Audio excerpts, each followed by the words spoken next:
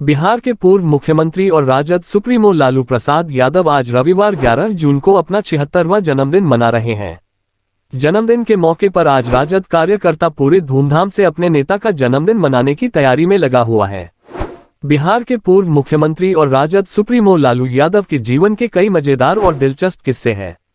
लालू के जीवन की ऐसी भी घटना है कि वो भूत से डर गए थे। ऐसा हम नहीं बता रहे हैं। इस किस्से के बारे में लालू यादव ने खुद अपने राजनीतिक जीवन पर लिखी किताब गोपालगंज से रायसीना में बताया है। चलिए आगे विस्तार से इस किस्से के बारे में जानते हैं। लालू यादव के जीवन में एक ऐसा वक्त था कि उनका सामना भूतों से हुआ था। उस वक्त जान बचाने में पसीने छूट गए थे।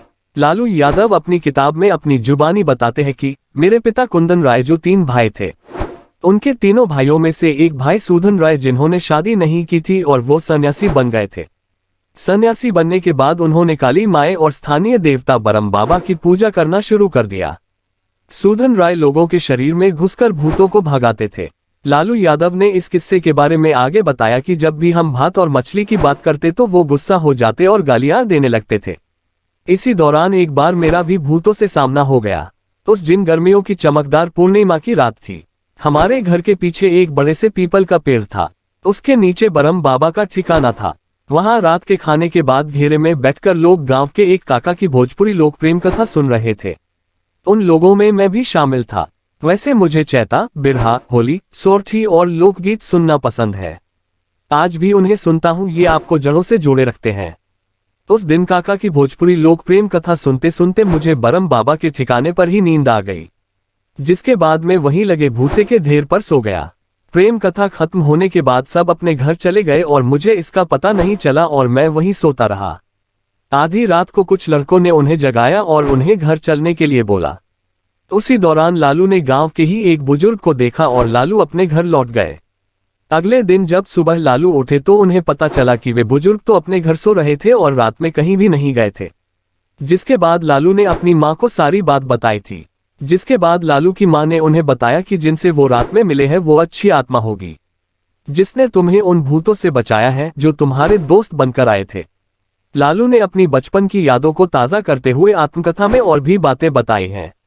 उन्होंने कहा है कि जब वे कुछ बड़े हुए तो खुद को भगाई में पाया। ये एक तरह का लंगोट की तरह छोटा कपड़ा होता है, जिससे कमर के निचले भाग और टांगों के बीच लपेट दिया जाता था। सर्दियों में माएं आंगन में कंडे, गन्ने के सूखे पत्तों और फूस में आग जलाकर हम सबको साथ लेकर उसके चारों तरफ बैठ जाती थी। धान के पुआल से हमारे लिए बिस्तर बनाया जाता था। जूट के बोरे में पुआल भरकर कंबल बनाया जाता था। रात में मैं अपनी भगई को गिला कर देता था और रोने लगता था। माएं मुझे अलाव के पास लेकर तब तक बैठी रहती जब तक मैं कुछ गर्म नहीं हो जाता।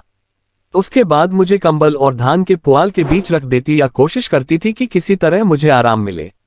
घर में इतने कपड़े नहीं थे कि मेरे लिए और मेरे भाइयों और बहनों के लिए भगई के 2 जोड़े बनाए जाएं।